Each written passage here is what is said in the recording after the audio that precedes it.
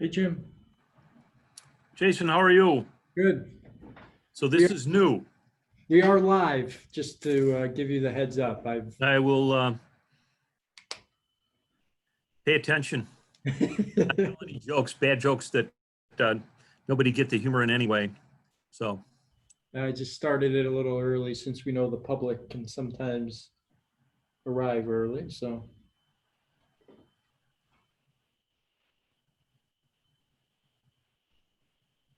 you know, Jason, let me ask you a question. When we go into executive session, can I just mute the audio portion of this and then go into the executive session without disconnecting?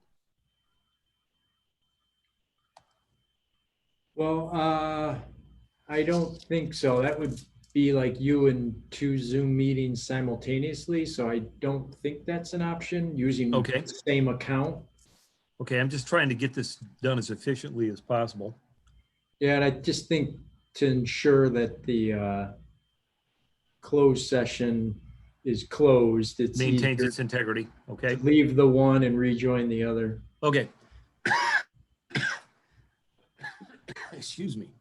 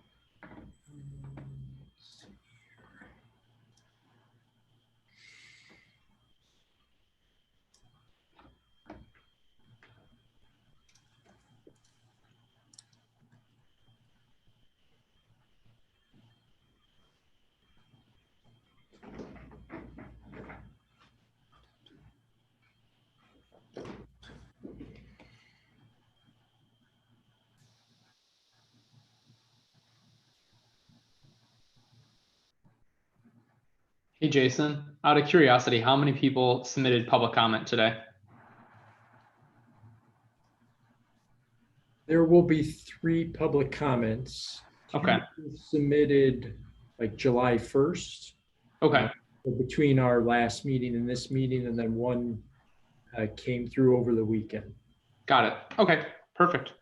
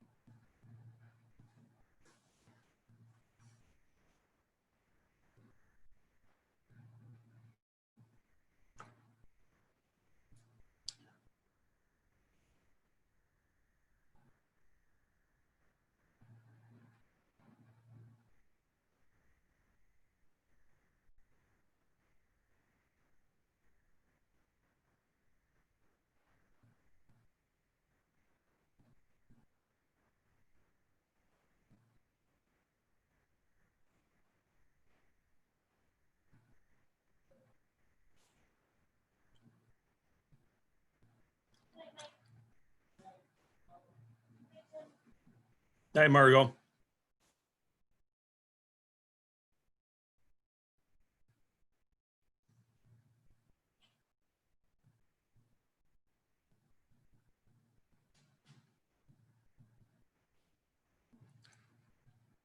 Is the entire board going to be attending tonight, Jace?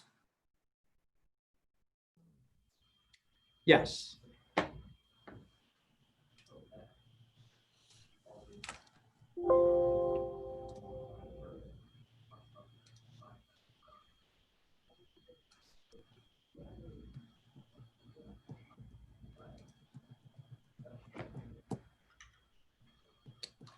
Are the auditors going to come in live at the Village Hall, or are they also zooming in? They will be zooming in, the auditors and the actuaries. They picked a hell of a meeting.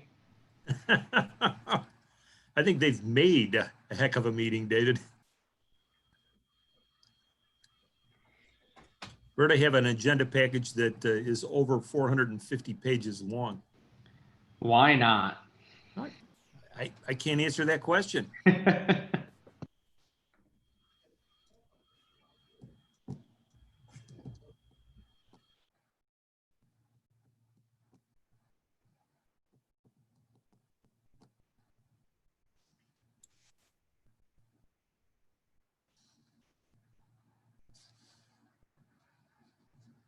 When you're doing the people's business, you do what's necessary, right? Exactly. It's not for the glam, that's for sure.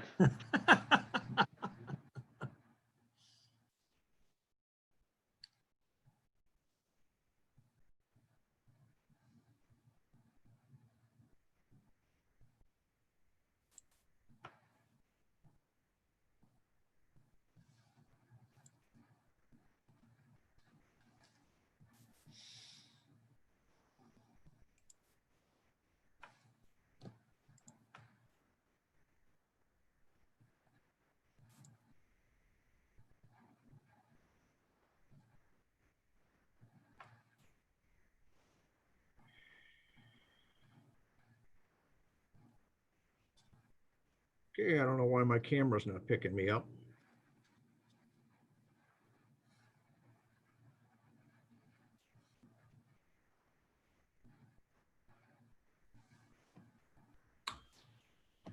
I don't know why that is, Andy.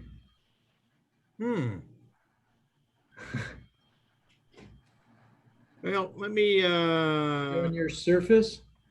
yeah, hang on, I'll be back. Okay.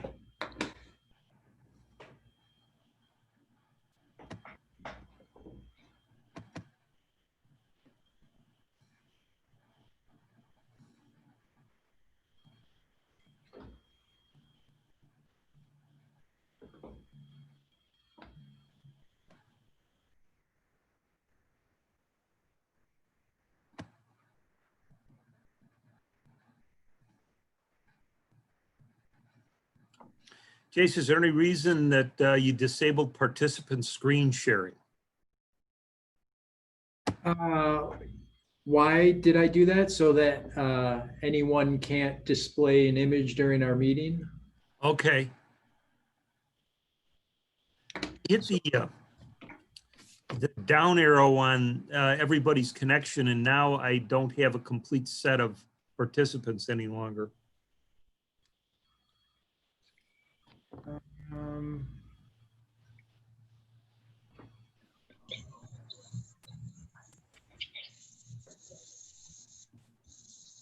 Oh, we can see you now, Andy.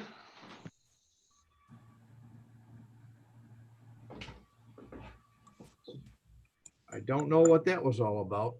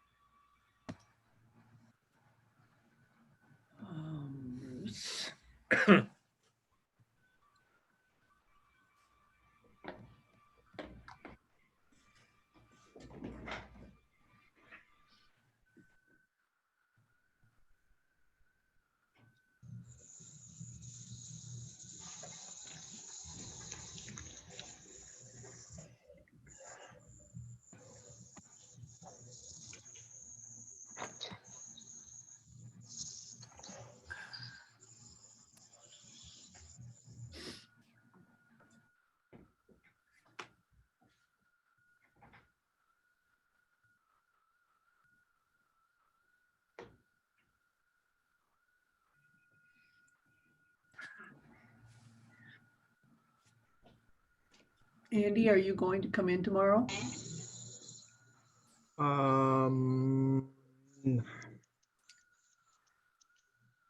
I don't think so, Patty. Can I come to you? If you would like, please call before you're on your way, though.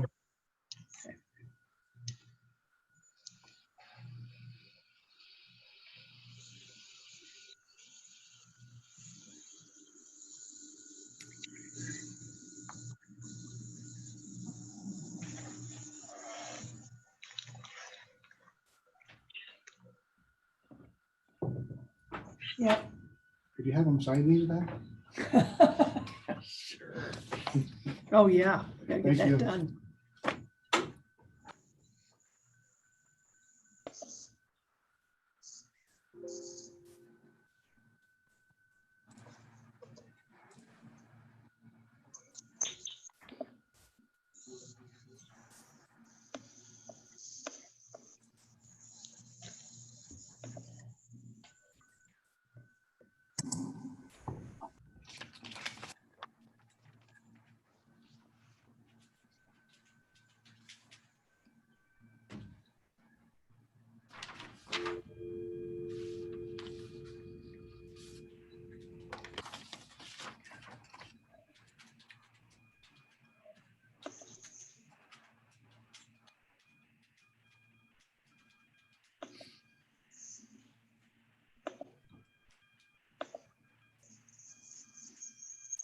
You guys hear me? Yes, Wayne.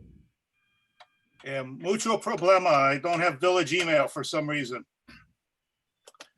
So I had to hand load the all the numbers in to get here. Oh, is that why you didn't get the meeting notices? Because your email stopped coming to you, Wayne? Yeah, it's really weird. It was there, and even Patty's executive session is gone. So I don't know. I'm gonna have that. I'm gonna have to have the numbers to load that one in too. What computer are you on, Wayne? You want me to send it to your home email? Yeah, the SBC Global. Yeah, Okay. please and thank you. Mhm.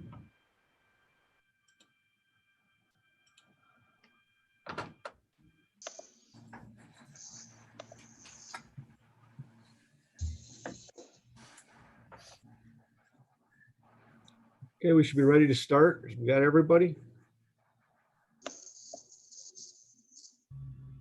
Okay, I'd like to call the meeting to order. We can rise for the Pledge of Allegiance. I pledge allegiance To the flag of the United States of America, And to to the republic one for which it stands, one nation. nation, under God, indivisible, with liberty and justice for all.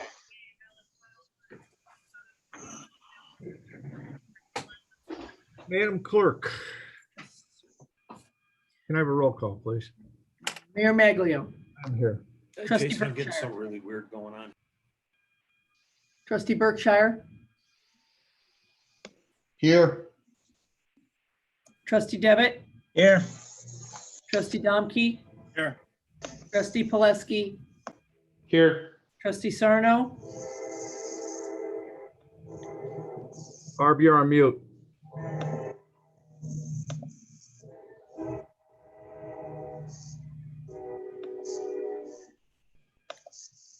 and Trustee Trejo. Here. You have a quorum. All right.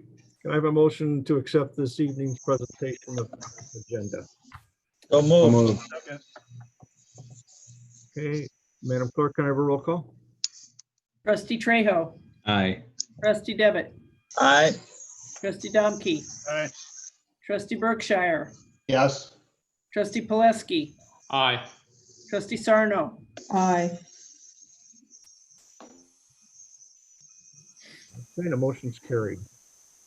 Public comments. Due to the COVID-19 pandemic, the village board is being done virtually and will be streamlined on the village's YouTube channel. Anyone that did want to make a comment should have submitted them in the future. And that should have been done through the village webpage or the village all by calling in. Madam Clerk, do we have any public comments that should be read this evening? Yes, I have three Okay, public comments. The first one is from Patricia Scoville. And her topic is the June 27th shooting at Roselle Road in Picton. She states she would like an update of the incident. How is the village responding to the use of homes on VRBO and Airbnb in light of this incident? It is her understanding that these types of incidents have occurred in other suburbs and have caused harm in those communities as well. What is being done to keep residents in Roselle safe? Second is from Kathy Schwaz. Her topic is the shooting incident on Picton on June 28th. As a concerned resident of Roselle and a retired federal law enforcement officer, I would like to get an update on the incident that occurred on June 28th, 2020, including how many victims or offenders, how many are wounded or dead, who is investigating this crime. I understand that I will not be privy to details of the investigation. I am looking for general information. Are the offenders in custody? What was the motive of the shooter? Is there still a danger to the Roselle community? And what is being done by the village to make sure this type of incident does not occur again? I would also like to know if the village is considering any measures to outlaw the rental of houses in Roselle on a short-term basis through websites such as VRBO and Airbnb. Does the village have any restrictions on the parties taking place at these short-term rental properties? If not, are there discussions to place restrictions on these parties, especially during COVID-19? I understand there are similar incidences in Barrington Hills in March 2020, and that Barrington Hills has banned the short-term rental of homes for the purposes of having parties. Has anyone spoken to the village of Barrington Hills about the recent and similar incident in Roselle? The third public participation is from Maggie Havinga, and it is regarding the parking sign change on Rodenberg Road. Why were the residents living in the area of the new parking ordinance on Rodenberg not included on the committee that made the new parking regulations? What solution for parking will you arrange for the tax-paying residents who find themselves unable to park anywhere on that section of Rodenberg or near their houses because of the school zone? These residents cannot park in either direction for about half a mile outside of the new signs for 4 hours a day or at 5 days a week because of the residents unaffected parking on the streets. The townhomes cannot park more than one car in their driveway because of the sidewalks and ADA compliance laws. Could the sidewalk on that side of the west side be removed as to not impact the 36 homes this new ordinance currently impacts? There is a sidewalk on the east side of the street that can meet the requirements for ADA. And that's all we have in public comment. all right. Since we have Chief Herring with us, could you kindly address the first two about the incident on Picton, please? About the investigation. Sure. Thank you, Mayor. First of all, I'd like to reiterate what we've been reiterating all along is that there has not been a danger to the community. Once we had received this call, the 911 call, it was about 35 minutes before the neighborhood and that home was secure. So about 35 minutes after the incident took place, we had that perimeter and that area secure. So there was not a danger to the community, and there has not been since then. The investigation is ongoing.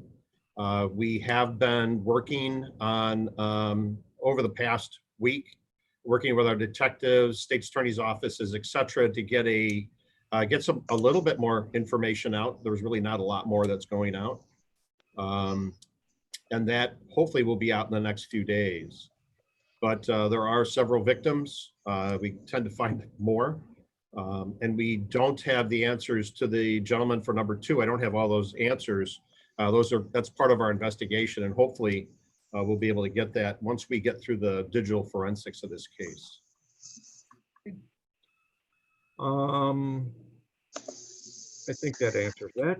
Mr. Mayor, Yes, Mr. Trejo.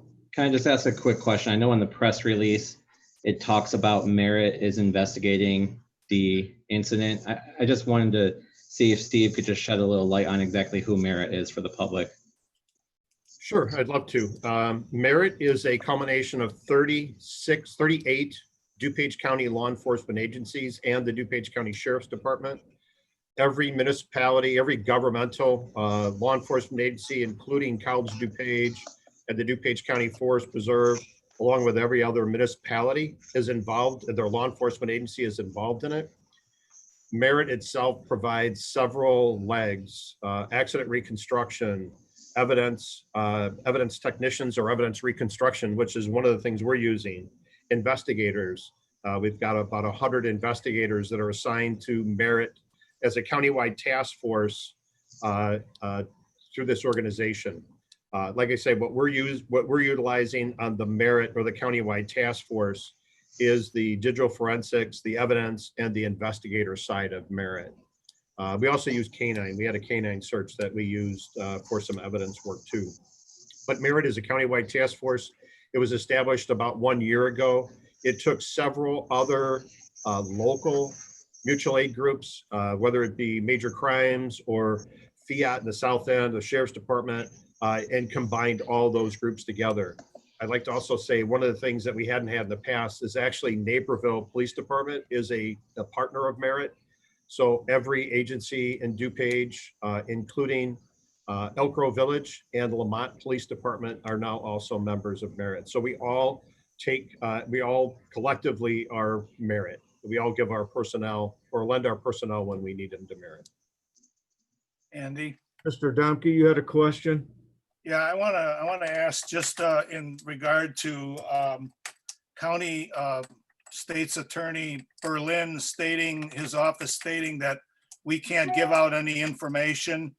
The Daily Herald reported that then they were contacted, and I guess it was someone at the office said we were okay with giving out information. Could somebody clear up that discrepancy? Because somebody's not telling the truth in that regard. So the state's attorney, we have a very, very good relationship with the DuPage County State's Attorney's Office. Anytime so in these types of cases, these are our cases, but they're prosecuted by the state's attorney. So we work in concert with the state's attorney's office. We work in concert with Merit. We work in concert with our own detectives and our own agency in order to do a press release. So I think the concept of it is that a press release, when it's issued, is reviewed by all parties and is generally, and I'll use air quotes here, is okayed by all parties. Roselle is responsible to hand out those press releases. They don't generally come through Merit or the state's attorney's office unless there's a physical arrest. Generally at the end of it, the state's attorney will also send out press releases, but they'll be in concert with us. So we work very, very jointly together with all the organizations. Were we told not to say anything? Were we told not to say anything, or that's what the Daily Herald is proclaiming, that we were okay to say what to release things as a village. I tell you, you know, us board members, we know less about this than people on Facebook. You know, so we want to know too. You know, we want to know what's going on and what's happening. We know there's no imminent threat because the thing is 2 weeks old and nobody's running around doing anything. But what we want to know, you know, we're all investing heavily in Roselle. I know I am as a family, but many of us, you know, that's our biggest investment, is living in the town and our house. So you can understand why people want to get some kind of communication just as it moves forward, not to jeopardize any of the investigation. I think we should almost do it weekly, or, you know, whenever we can get it out. So putting out weekly investigations or weekly press releases can be difficult. Right now, our task and our urgency is all of those victims that are either been killed or injured by this gunfire. That is our number one priority. So for us, we've got to be very systematic of how we put things out, when we put things out. I put out a press release the morning of the shooting. Prior, it was about 6:30, I think we got it out, that too had gone through the state's attorney's office to make sure that we weren't releasing anything that was out of the ordinary. And then here about a week ago, we put something similar out. Mhm. At this point, social media does seem to think that they know what's happened and where everything is. And I will say that social media, we can't stop that stuff from happening in social media. We are the ones, Roselle is the ones that are pressed to prosecute, to put the evidence forward. When we capture these people, we feel that we will be able to. We feel too that we're being, some of the data and facts that are being pushed against us are things that cause us pause to put out on social media or on press releases. So to put out a weekly press release with a case this fresh is difficult for us to do without jeopardizing the case. Well, you know yourself. Mr. Mayor, this is Jim Yeah. Knippen. Yeah. I've been in discussion with the chief as well about a couple of things that I think are extremely important. Steve, isn't it true that the Daily Herald went to the state's attorney's office and the specific question that they asked the state's attorney was whether or not the state's attorney had told Roselle not to say anything about this crime? I believe they said, did you The order state's that? attorney responded, no. Correct. Bob Isn't that Berlet true? did not order us to do that, correct? Right, they would not order you to do that. And isn't it true that when you have a cooperative situation like this among law enforcement agencies, there is a cooperation and understanding based upon past investigations as to how those investigations are to be handled in order to maximize the probability, and I want to emphasize maximize the probability that the offenders will ultimately be caught and prosecuted. That's our goal, yes. And when you've got a complex situation like this with multiple agencies investigating and what I would characterize as a fresh evidence situation, do you maximize your probability of prosecution by simply letting the public know the details associated with the underlying offenses? We give them the basic information and hold detail. So for example, if you gave the public more detailed information about what the origin of the probable offenders was in this case, does it remain the job of the police and the investigators to investigate that information? In other words, you don't expect the public to go down into this neighborhood or a member of the Board of Trustees to go down into this neighborhood and investigate and try to figure out who the offenders are, do you? Nope, that's our responsibility. And once that information becomes more and more public, isn't it true, Steve, that you diminish the probability that you're going to catch the offenders? Because if they know you're coming, the potential element of surprise is eliminated, and you don't have the same opportunities that you would have if they didn't have that advance warning. Yes. Now, the other thing I want to say in this regard is that I was a criminal prosecutor for 6 years, and this was routine and normal when I was a criminal prosecutor. And having worked with other police departments in this, I see no change in the general policy of the state's attorney's office and the investigating agencies in this regard. It is frustrating, I understand, for the public not to have immediate access to this information. But the importance of being able to keep the information in a tactical manner in order to maximize the probability of prosecution,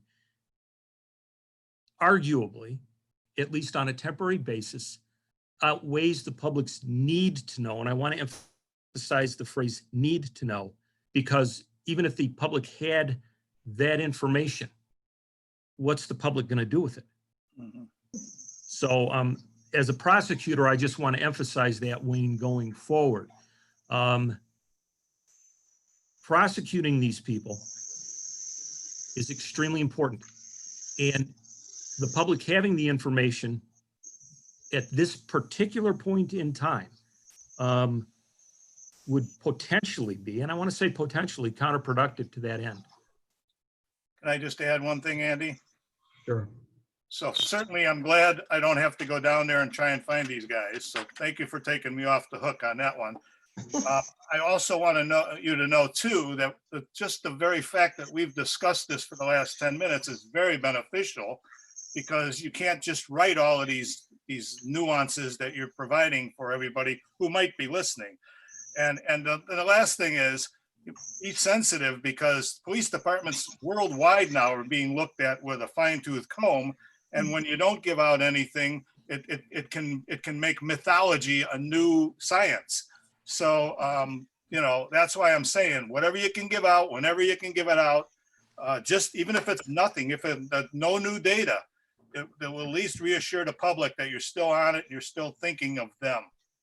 Okay, that's it. I'm done. Okay. Did we, the public or parking thing, did we want to look at it all? Address or comment on? Okay, we'll just take it as a comment and we'll go under advisory. Okay. Moving on to officials and staff report. I'd like to ask for a motion to adopt a resolution extending the declared of a local state of emergency approved by the village board on June 8th, 2020. So moved. Okay, can I just ask guys who was first on that? I thought I was, but I'm not sure. All right, and Lee, you were second. Madam Clerk, can I have a roll call on that, please? Trustee Domke, Aye. trustee Trejo, Aye. trustee Berkshire, Yes. trustee Sarno, Aye. trustee Poleski, Aye. trustee Devitt. Aye.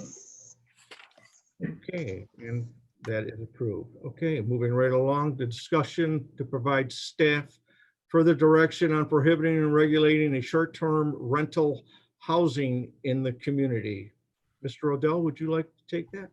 Sure, Mr. Mayor, thank you. At our June 22nd village board meeting, the board directed staff to bring back for further discussion the prohibition or regulation of short-term rental housing. Staff has consulted with our village attorney on the matter regarding our legal authority as a municipality to prohibit and or regulate short-term rental housing like we've been discussing. In general, short-term rental housing is defined as a dwelling unit rented for a period of less than 30 consecutive days. And we often hear of Airbnb, we hear of vacation rental by owners. On kind of couple flip sides, on one side, this sort of rental housing is valuable, affordable lodging alternatives for visitors that want to come to the community. On the other side, it's income streams for residents.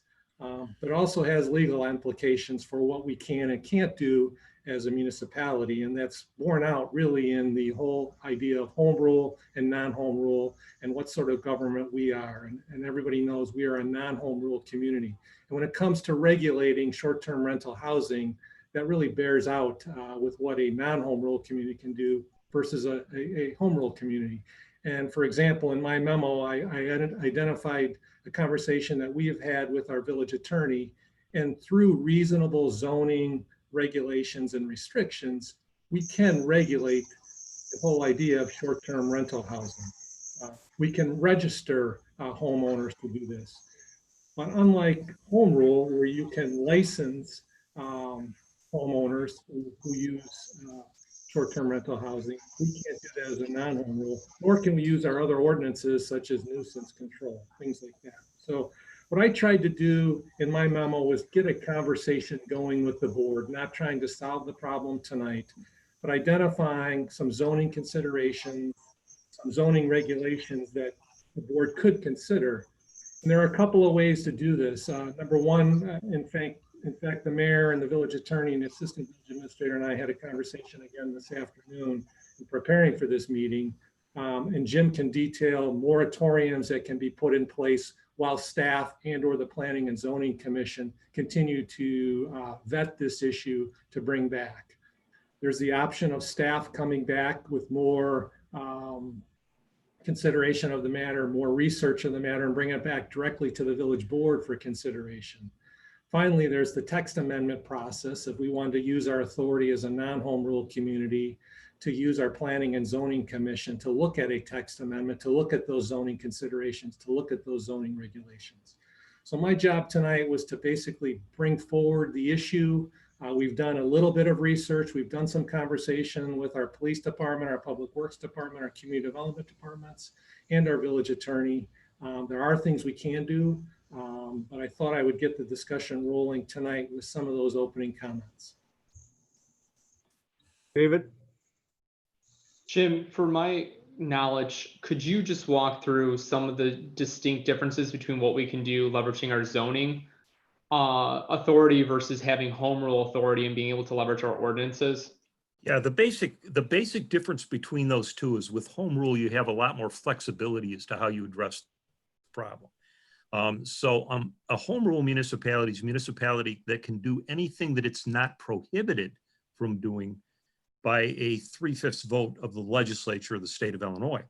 A non-home rule community can only do under the law what the specific state statutes, particularly under the municipal code, authorize it to do. And that's a significant difference. So for example, home rule municipalities can license these as businesses. If you look at the licensing sections of the municipal code, however, you really won't see clear authority there for a non-home rule municipality to license these kinds of operations.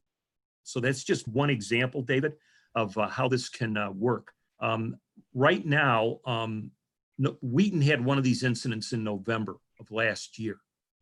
No one was shot in that incident. However, I believe a gun was discharged during the incident.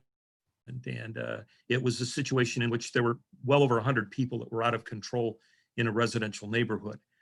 Wheaton has currently got their zoning ordinance, David, going through its planning and zoning board to determine what they think is appropriate from a zoning standpoint to basically regulate these businesses. You can use zoning effectively, in my opinion, to do it, and the village could use zoning to do it.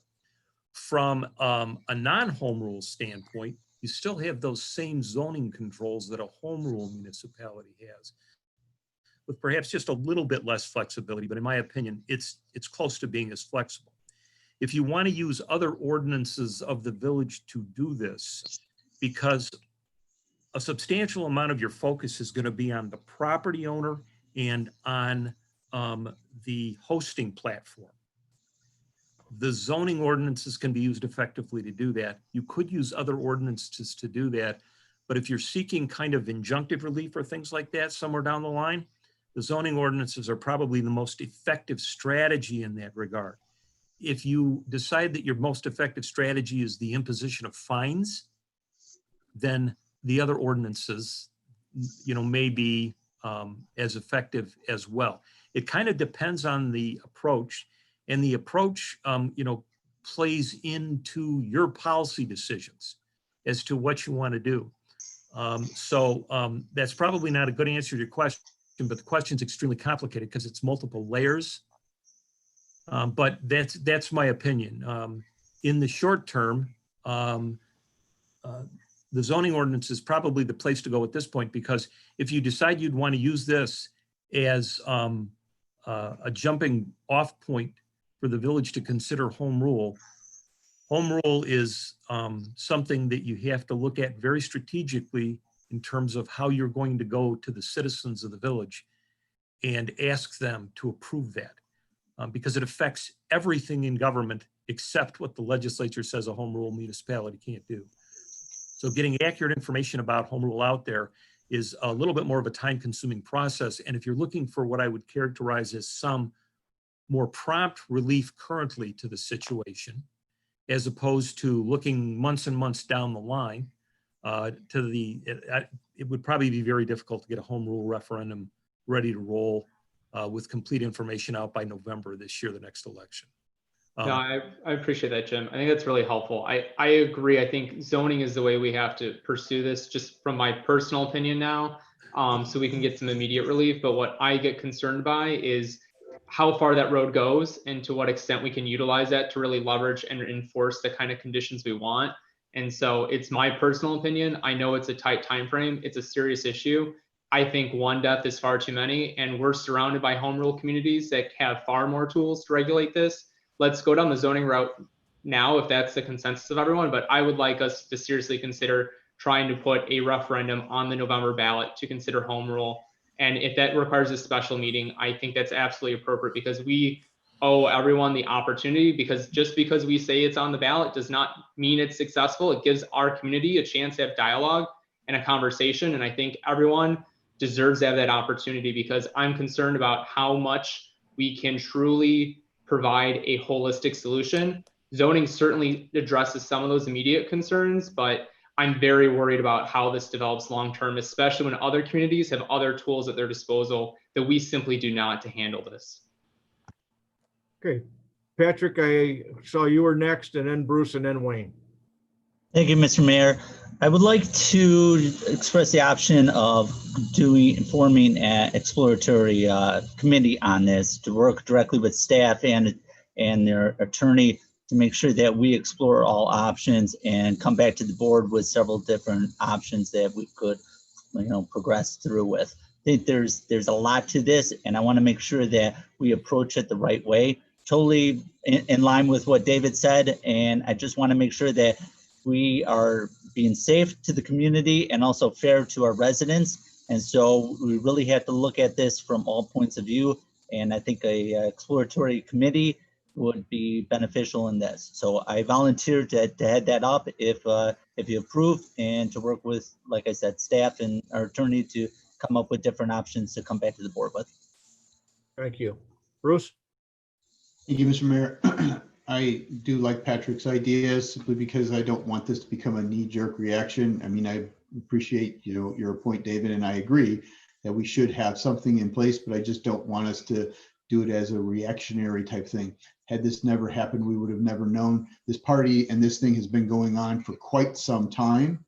And so it takes something like this to get some action, but at the same time, I don't want that action to be just a knee-jerk and a reactionary type of thing. Secondly, maybe I overlooked it, but I'd like to better understand also, how are we going to monitor this? How are we going to enforce it? And what are the ramifications to those who don't follow it? Because in that situation, we could put everything in place, but if we don't have those as well, then we're going to have people just doing it, and so be it. Especially when you're getting a rental of $750 a day.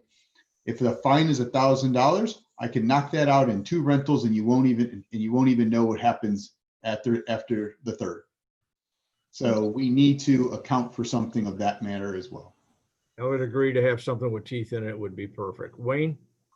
Well, to one thing, I didn't know that these parties were going on every weekend.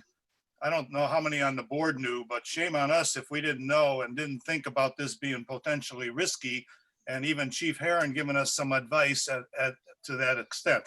I do want to say, though, that I agree with David 100%.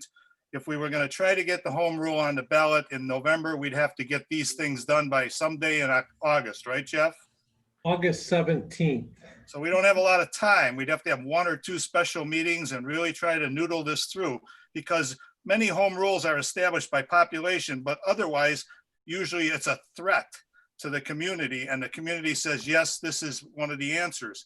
So it's not a knee-jerk reaction. I mean, Bloomingdale had a threat of another order, and they became a home rule, even though they didn't have the right population. It was one other thing I was going to say. Let me try to think. What was that? Anyway, the home rule it gives us more options, and we have to start discussing them even now. So I'd be willing to be on any committee, but I would say that as a full board, we got to discuss this and find out what the pros and cons are, and should we do this or not. And then if I remember what the other thing was, I'll try to ask again for time. Yeah, Mr. Mayor, for clarity, I'm not against it in talking the fact that we have to move quickly on the home rule. Obviously, that is it. My knee-jerk reaction comment was related to us putting any ordinances in any direction with staff without going through and looking at all the opportunities, both as an income base for some of our residents, as well as some of these restrictions, so that we can do this right. The home rule is something, if we need to make that happen and do that quickly, then let's go ahead and do something on that. I was agreeing with what Patrick was saying of a committee to look at what is under our current conditions, options that we can look at, and then put those forth. Mr. Dumke? Sorry, Bruce, I didn't mean to imply anything otherwise on that. I do want to ask you, Jim Knippen, is it also possible to hold the property owner responsible for illegal activities in their house? Illegal activities, no, you can't charge them with a crime, but you can charge them with a violation of an ordinance. What does Chicago do? What does Chicago do? They have an ordinance like that where they can hold the property owner responsible for illegal things. Well, let's talk about what that means though, Wayne. Responsibility for illegalities. That doesn't mean that you take the property owner and you put the property owner in prison. So that's one degree or one financially responsibility. Pardon me? Financially responsible? Correct. Financial responsibility is something, if you do it right, can be achieved. There's been The hundreds of thousands of dollars that the police are spending right now trying to find out what illegal activities were going on could be assessed to the homeowner. You could consider that as a potential option. That hasn't been litigated as far as I know. There has been a lot of litigation over these issues in California. And, you know, there's case law in California, particularly out of the Ninth Circuit Federal Appellate Court, that's sustained local control. It has to be reasonable under the law to be constitutional, but there's a lot of material and a lot of options that exist out there. I think that you have a memorandum from me that at least identifies some of those things, and that is subject to attorney-client privilege at this point. But it kind of outlines conceptually some things that have been done in other communities. In my opinion, you can prohibit these uses. You just have to define them properly. So you can have a temporary use like this that's less than 7 days, less than 14 days, less than 30 days. May be able to prohibit it over that period of time period. Well, if you've prohibited it and you place some responsibility on the property owner, if the property owner goes forward and allows it, and then you elect to prosecute the property owner, and you have to have the will to do that as well, you can achieve some results that hopefully would act as deterrents going forward for people who would violate those ordinances. Right. Thank you. But you're not going to incarcerate anybody for it. But you have to have those ordinances in place. So, and that's what, I think that's what our first step should be. Right. I heard Patrick volunteer to be on a committee. Somebody else? I have a comment. I did also. All right, I'm sorry, Lee, go ahead. So I was just gonna say, well, number one, I'm definitely interested too. If you want to make a committee, I could, definitely join in with Patrick if, whatever appointments you want to make for that. I do think we should obviously look at this in terms of what we can and can't do. I think the other thing that we should probably do is, I know we were talking about what can a home rule versus non-home rule do. I think if we haven't done so already, I think we should reach out to our state lawmakers, especially in the districts that we're in. So Michelle Mussman and Pappas and Laura Murphy and Cullerton, maybe connect with the other mayors and non-home rule communities too, and maybe get a letter out to them to say, hey, let's give non-home rule communities the ability to license these businesses and let the state give us that power. The other thing that you do see in some of these ordinances, and we may be able to do this, but I need to look at it more closely, is you see control being imposed by the ordinance of the platforms. By that, I mean the internet companies that essentially facilitate these kinds of rentals. And those things can be very effective as well. And it should be something that you should look at as part of this analysis that you're proposing and conducting. Mr. Odell, you had something to add? Jim, thank you, Andy. Can I have Jim provide the board his legal opinion regarding trustee committees, Open Meetings Act guidelines, so that we make sure that whatever direction the board gives, that they understand what we can and can't do. Yeah, if we put together a majority of a quorum, they attend any meetings, it'll be subject to the Open Meetings Act. If we don't have a majority of quorum, which means 2 trustees plus staff, then it's not subject to the Open Meetings Act. And I understand that. I would like to have discussion at a later time with staff and village attorney about a committee on doing this. I will not appoint it at this point. we will talk about it and move from there. And just one point I'd just like to throw out there. If it sounds like the majority of us are interested, it might just be worth having a special meeting on this single topic and just have staff prepare and bring it, is what it seems like, if everyone's interested. And David, that's where I was going about it, to get everybody involved. That's why I wanted to talk to council and my staff. You're the boss. Yes, Patrick. I was just saying for the committee of gathering more information and bringing it towards the board for evaluation. I've had a lot of success with the finance committee with Bruce on gathering data and spending a lot of the back office time doing that, so that we're not wasting the whole board's time gathering, what other villages have done and what our options are. But I leave it to you. Like I said, I have no problem heading that and doing the legwork to be able to bring that forward to the rest of the board members and, taking action from there. And I definitely do appreciate your willingness to do that, Patrick. My thing is why I wanted to talk to council and staff, because of the essence of time. If we have to get something on and we do have a special meeting, I wanted to put that together so we can eliminate the back and forth and just jump right into it. So Understood. I respect that. give me a couple and I will to talk to council and staff, and we will go from there. Thank you, Andy. Anything else? That's great. Thank you. All righty. And let's move right along to we're on our village staff reports. Trustees, please. Anybody's got anything to say? Add to anything? I see nobody. How about village clerk? No report. Village attorney? No report, Mr. Mayor. Village administrator? No report. Member of Congress liaison? Good evening, Mr. Mayor. On behalf of the Roselle Chamber of Commerce, the business after hours will resume for July. First one being July 22nd, be hosted at Countryside Funeral Homes at 5:30. And appetizers will be provided by Tony Spavones. Also, the yearly golf outing is tentatively scheduled for August 26th at 10:30 a.m. More details will be released soon. That's all on behalf of the chamber. And that'll be in accordance with phase 4? of the Yes. state of Illinois. Okay, That's correct. thank you. That's it. Moving on to consent agenda. All items on our consent agenda are considered to be routine, procedural, and informational, self-explanatory, non-controversial in nature, and will be enacted in one motion. There will be no discussion on these items.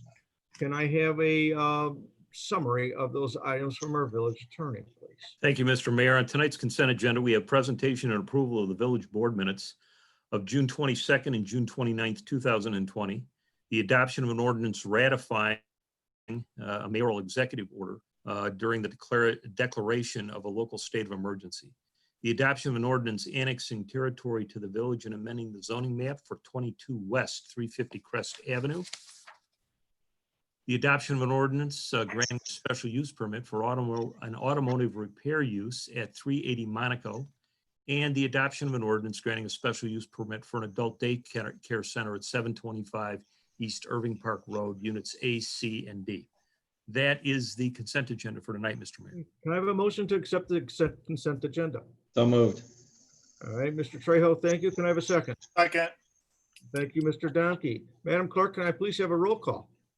Trustee Trejo, Aye. trustee Domke, Aye. trustee Berkshire, Yes. trustee Sarno, Aye. trustee Poleski, Aye. trustee Devitt. Aye. And our motion is carried. I do thank you. And moving on to our regular agenda. Under the regular agenda, finance, Mr. Trejo. We're gonna Thank have you, Mr. Mayor. I'd like for the board to hear a presentation of the FY 2019 Comprehensive Annual Financial Report by Jason Coyle from Baker Tilly Virchow and Kraus LLP. All right, good evening, everyone. Thank you for having me. Just going to make a few comments regarding your audit and our communications. And I know following along virtually on some of the things I have to say related to your financial statements can be difficult. So I'll mention some page numbers, but don't expect you to follow along. First, I want to thank Tom and his team for helping us through the audit. I think just when we started the audit, we went to work at home situations, which was new to us and obviously new to you. And so that was something we all had to work through, and we really appreciate Tom and his staff adjusting. I think it was the day before on the Sunday that our firm went work from home, and then we started the next day. So quite a pivot for Tom, and I appreciate everything that they did to help us get through the audit remotely. So related to your financial statements, you continue to issue what's called a Kaffir, a comprehensive annual financial report. It's a higher level of reporting, I like to say, than what you're required to report on. It has some additional information in the front and the back of the financial statements than is required by law, which is just great because it gives additional transparency and information to the users of the financial statement. So congratulations on continuing to do that. In your 100 and some page document, there's 3 pages that come from our firm, and that's our audit opinion, and that's on PDF page 16. It's a 3-page document, and basically what it says in layman's terms is that the users of these financial statements can rely on them in all material respects to evaluate the health of the village. So it's the highest level of assurance we can give over your financial information, and a similar opinion has been given in prior years, so really no changes there. The next section of your financial statements is called the Mdna, or Management Discussion Analysis. That starts on PDF page 19. And I encourage everyone on a governing body to at least read the Mdna. It does a great, Tom and his team do a great job of summarizing what went on during the year. There's some pie charts in there that show where your money's coming from and going to, and there's comparisons to the prior year. And so I know everyone doesn't want to read a 150, 200 page document, but I always encourage governing body members to take a peek at that Mdna and give that a read. As we get into the meat of your financial statements, on PDF page 31 is your statement of net position. What I always like to point out on the statement of net position is your net pension liabilities. Net pension and the related liabilities are always kind of big discussion points in Illinois. You have 3 pension funds, as you're familiar with: your police, your firefighters, and your IMRF. And overall, your net pension liabilities went down a little bit during the year from the previous year. Obviously, that was as of 12/31/19. The stock market's done a lot of bouncing back and forth subsequent to that, and we'll see where you hold next year. But it's always great to see some progress there as your net pension liabilities went down. I believe it was about $1 million collectively from the previous year. Moving into PDF page 39, and 40, which is the income statement of your governmental funds. This is probably more typical to what you're used to seeing. Your primary operating fund, your general fund, saw an increase in fund balance of $1.4 million for the year. One of the ratios I always like to look at, and Tom probably speaks to as well, is your expenditures to fund balance ratio. Looking at just that statement, you're at about 52%, and I know there's different categories of fund balance that you might be looking at, so you might be looking at a slightly different percentage, but if you just look at total fund balance, you're at 52.5%. Overall, your governmental funds went up $751,000 for the year. Further in your financial statements, we look at your proprietary funds, which is funds that generally are supported through operating revenues rather than taxes. I always like to make sure that those funds are actually self-sustaining, and indeed all your proprietary funds were self-sustaining, and so your fund balance has increased in those funds. That's all I'm really going to talk about related to your financial statements. There's a lot of information in there. It's 192 pages in electronic format. So there's a lot of budget to actual information in there in the back of the financial statements, which can be very useful if you're into a lot of that detail. The other communication letter we put out is a communication letter from us to you, the governing body, as well as management. There's a lot of information in there. The things that governing bodies tend to like to hear about relates to your internal controls or any recommendations we might have around those. When we come in to do the audit of the village, we kind of kick the tires on your checks and balances, your internal controls. And if there's any recommendations, we put them in this communication. One of the things I'm happy to say is that we actually took something out from the previous year. There was something related to segregation of duties, and Tom and his team made some slight tweaks during the year that allowed us to remove that. So we're always thankful when we see some improvements. And I should also point out that this letter doesn't say all the great things you're doing, all the great checks and balances that you have in place. It only focuses, unfortunately, on the things that we recommend some slight improvements. So there's just one remaining recommendation related to your your information technology and some of the access rights there. So just really wanted to point out the improvement from the prior year and thank Tom and his team for making some of those tweaks there. That really concludes my prepared comments, but I'm happy to answer any questions you might have, or if it's specific to the financial information, Tom might be able to answer as well. Anybody? Mr. Domke? Well, first I want to tell you that Tom's doing a great job, because I remember there'd be about 7 or 8 things that we would talk about that needed to be addressed. So we're down to 1 now. So we're in the top echelon. That thing about the statewide consolidation of funding for pensions, how is that going to affect next year? And never mind next year. I mean, that's going to be a whole different thing. But how will that affect us? Will that help us to be more with the coverage ratio, or how will that work? Yeah, well, Tom, I don't know if you have any opinions on this. I mean, that initiative is really to combine the investments on a statewide basis rather than the funding of it. The idea there is that you would receive, generally speaking, slightly higher returns on a consolidated basis based upon less administrative costs and, the ability to invest in greater investments as you're pooling more investments. So, hopefully that will help increase your overall funded ratio by seeing some additional investment returns. Exactly when that'll take place though, and when those investments will start to transition to, these new funds. Personally, I think it's yet to be seen. They do have some deadlines out there, but they're still ramping up both of those forward. So who knows what's going to happen, huh? Yeah, exactly. But the general idea is it'll be a benefit to all the local police and firefighter pension funds.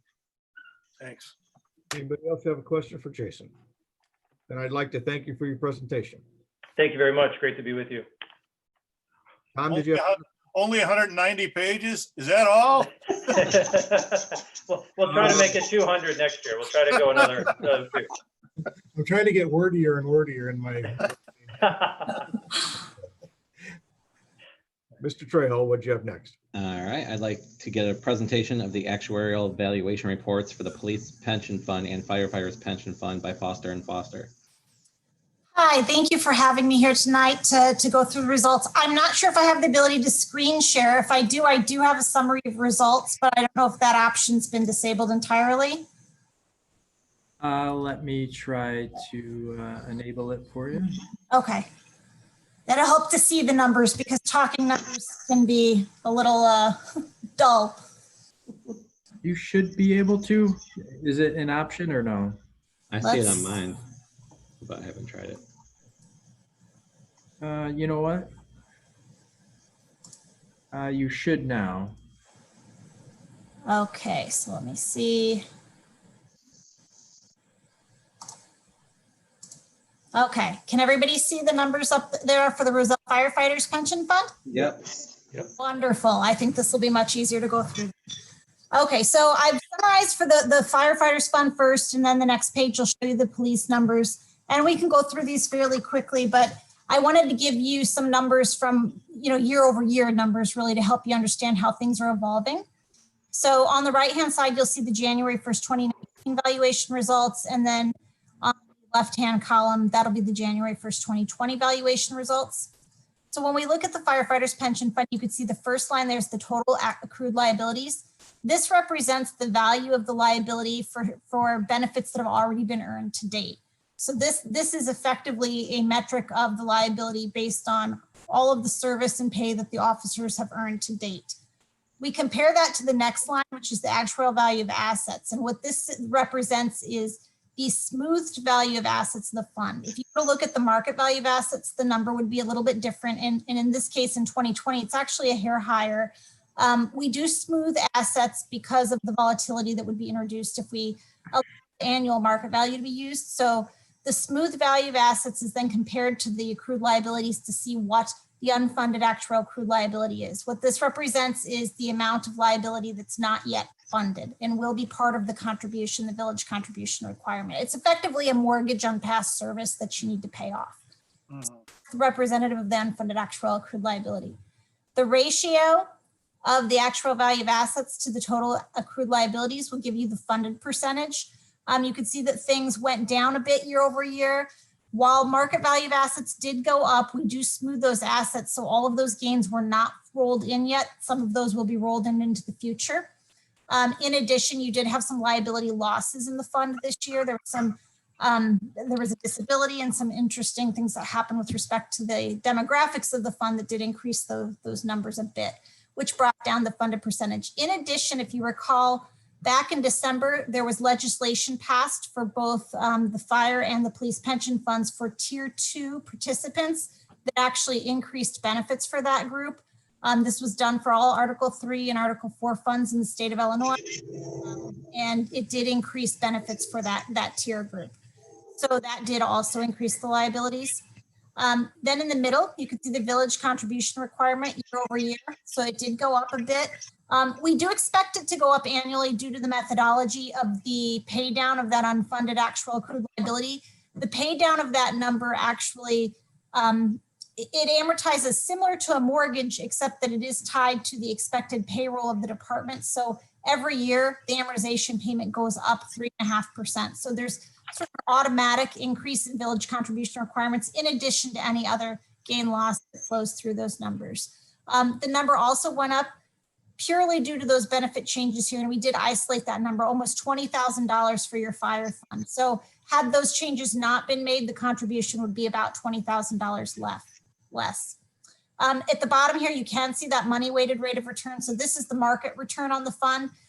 Year over year, it did very well last year. Obviously, the year before, we were sort of making up some ground from that year. This is why we smooth, though. You can see that this is quite volatile. When we look at that very bottom number, the smooth asset return is actually less volatile, and you won't introduce all of that volatility to the annual contribution as a result. So I'm going to go to the next page, which is the police pension fund. The numbers are a little bit bigger. So the total accrued liabilities again went up. We did see a lot of retirements year over year. Retirements generally will cause losses to the fund. And then in years where there's not retirements, you'll get the gains to the fund, and liabilities won't go up as much. Comparing that to the actual value of assets, you could see that the funded percentage of the fund went down slightly. That's partially also due to those tier 2 increases in benefits. That village contribution then went up as a result. Contribution impact of the benefit changes was almost $50,000 in this fund.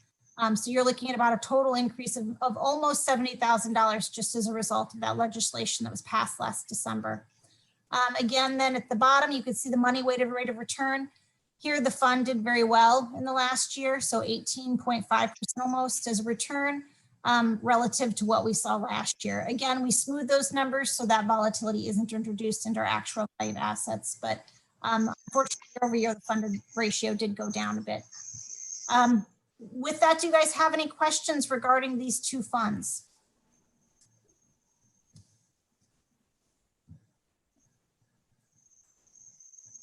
I can say we made no assumption changes year over year. So last year we had dropped the interest rate 25 basis points, and we had updated the mortality table to a more current table. Since all of that was already in the liabilities, these year over year numbers do not represent any assumption changes. It is purely the benefit changes and any gain loss that happened in the liabilities as a result of the demographics. Anybody have any questions? I got one real quick. Go ahead, Lee. I guess just from Trustee Domke's during the last presentation, he was asking about the opinion of the consolidation at the state level. Do you have any opinion on that, or? I'd echo the comments that the idea of the consolidation is to allow the assets to be invested more generously. So at this point in time, there's pretty strict limitations for how assets can be invested in any given fund. Depending on the fund size, that can also offer some more restrictions. In the case of your fund, the police fund isn't as restricted as the fire fund because you are over $10 million threshold, which is one of the thresholds for how investments are opened up in the funds. But that does allow for more investment in equity. That being said, there are still significant restrictions that will be going away with consolidation. So we do expect the consolidated fund to earn a higher return for the funds than what is currently being earned. That being said, there will be costs to consolidation, and the timing is still up in the air. I've heard anywhere from 2 years to 5 years when these funds will actually undergo the full consolidation. Okay. Anybody else? Heidi, I thank you for your presentation. All right, thank you very much. Thank you. Good evening. Thank you, Heidi. Okay, Mr. Trejo. All right, I'd like to make a motion to approve accounts payable list for July 13th, 2020 in the amount of $1,147,179.92. Second. Okay, Madam Clerk, I'm sorry, any questions from anybody? No. Madam Clerk, can I have a roll call, please? Trustee Trejo, Abstain. pardon me? Abstain. I'm on the Abstain? bills list. Okay. Sorry about that. Trustee Devitt, Aye. trustee Sarno, Aye. trustee Berkshire, Yes. trustee Poleski, Aye. and trustee Domke. All right. Our motion is carried to pay the bills list. Can you guys see me on video? Because I've lost the video. Yeah, I can see you. Yeah, we can see him. Yeah, I can't see anybody, so I don't know what happened. So I'm having a little problem today. Okay. I'll stick around. Thanks. That is all, Mr. Mayor. All right, thank you, Mr. Trejo. Moving right along to community development. Trustee Leski. Yep, Mr. Mayor. I'd like to open up a discussion on the pre-annexation of 6 North 736 and 6 North 744 Mdna Road. So I'll give it over to Karen. Hey, everyone. For the past several years, and I think for probably about 10 to 15 years, we've had various inquiries from the property owners of 6 North 736 and 6 North 744 Mdna Road. It's the Mdna Post Office as well as the 4 Points Whiskey Bar and Saloon. There have been additional maps added from the original posting at the end of the packet, just to give you an idea of where these properties are located in general and where they are in relation to the village's boundaries. So there have been some litigation going on over contamination of the soil for many years ago, and there's finally been a resolution where the property owners have requested to connect to water and sewer to sort of finalize that litigation. There's some people on the call or on Zoom today from Arcadis, which is the engineering firm who's sort of been helping the property owner figure all of this out. So I wanted to bring this before the board just because typically our pre-annexations are usually much closer to village boundaries, and we kind of have a better idea of when the property may be annexed into the village. And typically they're also single family homes, so they have a smaller impact on our water and sewer systems. Both of these are commercially zoned properties, especially a restaurant and bar will have much higher usage of our water and sewer systems than a single family home would. So I wanted to bring this before the board to get your direction on if you're interested in pursuing the pre-annexation at all, and then if you are, a discussion of what the terms of a pre-annexation may be, because we have several options. I think I've discussed with Jeff and Jim and Pat as well about how we can move forward to make sure that we're covering all of everything that we could possibly can by going into a pre-annexation agreement with these properties. David. So generally speaking, I find commercial property to be more attractive for pre-annexation than single family. So I'm interested in kind of moving forward. I think out in the memo you outlined doing capacity studies. I think that's going to be really important just to understand what our tolerances are. But the one thing I'd be curious is, there are properties slightly further east that have tried to pre-annex into Itasca and they have been denied. I'd be curious due to their proximity to this, if there's anything that'd be advantageous for us maybe to combine some of these high usage properties into maybe one larger deal potentially. I know there's a lot of other moving parts to that, but that's just something, given the site location and what might be involved, that'd be something that I would be interested in just exploring from that perspective personally. Anybody else? Just, if you don't mind, just to respond to that real quickly, Mdna Road is actually our unofficial boundary with the village of Itasca. Currently, we do not have a current boundary agreement. I think it expired a couple years ago, but we've always had a really good relationship with Itasca. So this really hasn't been that boundary really hasn't been an issue until recently. So any discussion of pre-annexation going east of Mdna Road would have to, discussion with Itasca would have to come first. Mr. Trejo, you were next. Yeah, I was just gonna say, I'm totally fine with moving forward, working with the companies to get the water and sewer there. I just want to be definitely mindful of the impact to our village. So I just want to make sure that, you know, all the costs that are going to be incurred by this are paid for by the companies wanting the sewer and water connected. But other than that, I'm totally fine with it. I don't know if Jeff, if you have any comments on that. No, I think we would just like the opportunity to work back with staff to identify all those costs to make sure that we're covered on that. Got it. Thanks. Mr. Domke? Of course, the capacity of our system to handle these two is one thing. You know, in order for them to be incorporated, we would pretty much have to develop all those residences along Irving Park Road to get to the border of these two places, right? There's two ways to go. So we have a lot of pre-annexation agreements along Irving Park Road. So that would be one way. Also Lake Park East is to the south. So if there's it'd be again, several houses, about a block worth of residential properties it would take. So there are two ways that we could get there. 20 years might be a real conservative number. There might be quicker than that, especially if development goes along Irving, like those beautiful units that we all approved by Spring Hill and Irving. That looks great right now. And, you know, development along Irving is quite feasible, right? Yeah, it's possible. We just haven't seen any recent interest in annexation of any of these single family homes. So that's why I put a more conservative estimate in the memo. Thank you. Thank you very much. Patrick? I'm for this as well. I think we just need to be really aware of this will open the door possibly for additional capacity for the residents that are along the line, which I see as a plus. I just want to make sure that, you know, we take that into account with our sewer capacity and wastewater treatment plant that this would go to. But I'm all on board, and I think this is a great direction for us. Okay, so anybody else?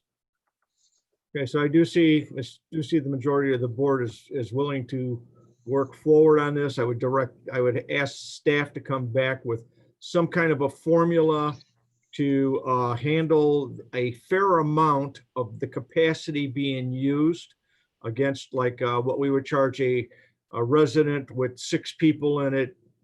Do something like a formula that for the capacity of the restaurant and what that would apply to. So, and like I said, I would agree with my planner. I probably wouldn't see this in any of our lifetimes being annexed in, so to the village. So, as long as it's fairly done, where all the cost affiliated by bringing it there, and whatever it takes is on the ownership of the owners. Okay, Jeff, you got your direction? Yes, Karen too. Yeah, Karen too. Yeah, I'm looking to stay around for 20 more years, Andy. So I might be able to see this. For your sake, I hope so. I'm going to hang in there. All righty. Is there anything else? Nope, that's it. All right. I thank you. Under police, Mr. Domke, we have nothing for you this evening. Public Works, Surprisingly. Mr. Brookshire. Forgot fire. Mr. Mayor, I think you skipped fire. Fire. Don't forget fire. Patrick, would you please handle fire for us? Thank you, Mr. Mayor. On behalf of our fire department, I would like to make a motion to adopt a resolution authorizing the village administrator to execute change order number 1 to the contract for the fire department emergency generation project between the village of Roselle and Stuckney Construction Company. Second. Any questions?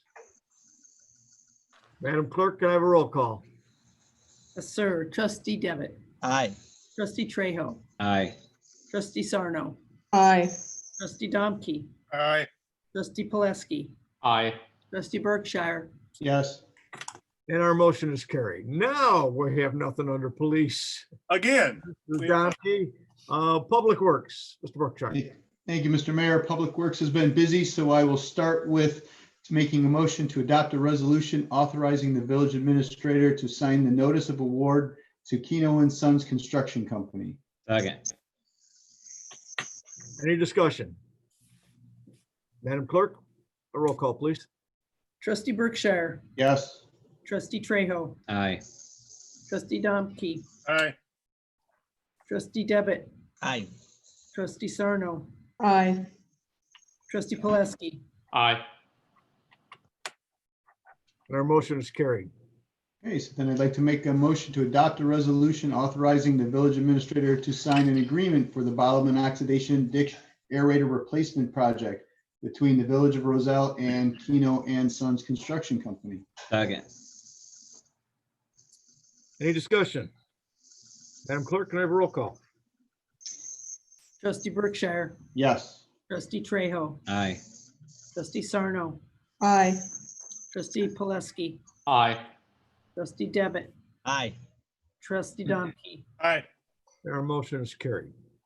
I'd like to make a motion to adopt a resolution authorizing the mayor to execute an agreement for construction engineering services for the bottom oxidation ditch aerator replacement project between the village of Roselle and Trotter and Associates, Inc. Second. Any discussion? Madam Clerk, can I have a roll call? trustee Berkshire, Yes. trustee Trejo, Aye. trustee Poleski, Aye. trustee trustee Devitt, Aye. trustee Domke, Aye. trustee Sarno, Aye. And our motion is carried. To make a motion to adopt a resolution authorizing the mayor to execute change order number 3 for the Devlin WWTP influent pump and screening project between the village of Roselle and William Brothers Constructions, Inc. in the additive amount of $14,036. Second. Any discussion? Once again, Madam Clerk? trustee Berkshire, Yes. trustee Trejo, Aye. trustee Devitt, Aye. trustee Domke, Aye. trustee Sarno, Aye. trustee Poleski, Aye. And our motion is carried. Motion to adopt a resolution authorizing the mayor to execute a contract for the 2020 storm sewer improvement projects between the village of Roselle and Morale Construction Incorporated in the amount of $129,955. Second. Any discussion? Madam Clerk, can I have a roll call? trustee Berkshire, Yes. trustee Trejo, Aye. trustee Domke, Aye. trustee Sarno, Aye. trustee Poleski, Aye. trustee Devitt, Aye. And our motion is carried.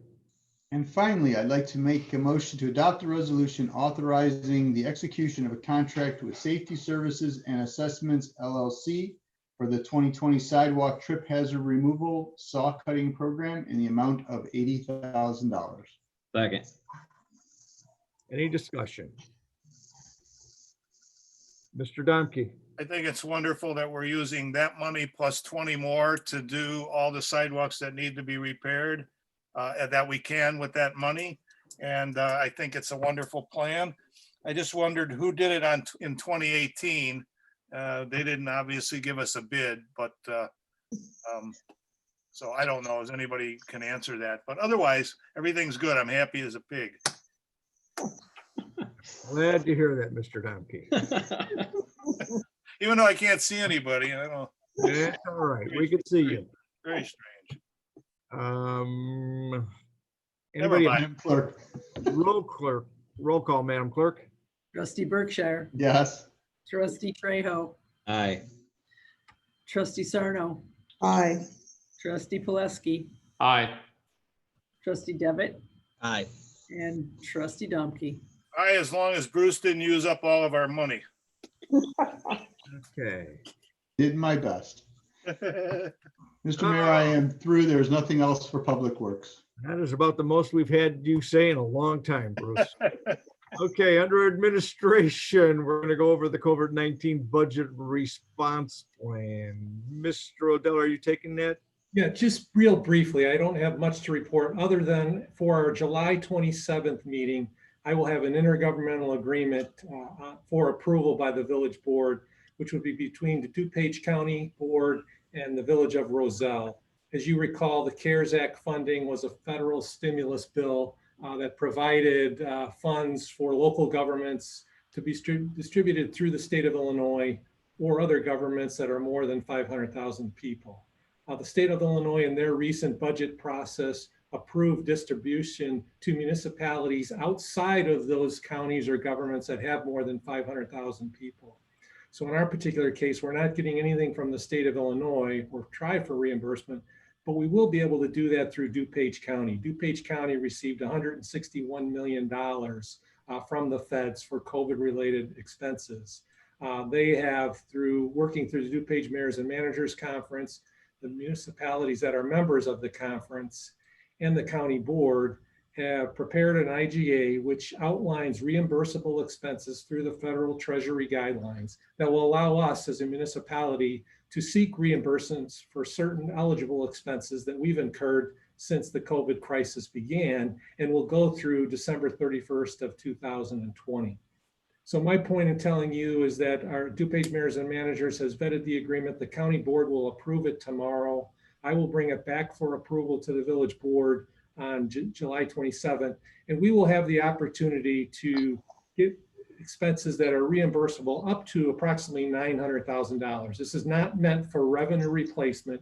It's meant for expenditures that we've incurred, and those could be something as simple as PPE, cleaning equipment, but also for certain payroll expenses that apply. So I think there's, from the public safety perspective, from our department head perspective, an opportunity here for us to really get a lot of reimbursement and help our budget situation. One thing I did want to highlight, I know Tom's here and we will probably use our treasurer's report at our next meeting on July 27th to do a little bit of a mid-year budget. There are certain things out there that we can and can't do that we'd like to seek reimbursement. I know staff has talked to the village board in the past about how we operate meetings. Right now through the law, they're virtual and we're providing our residents or business owners access to our immediate, as we're speaking right now.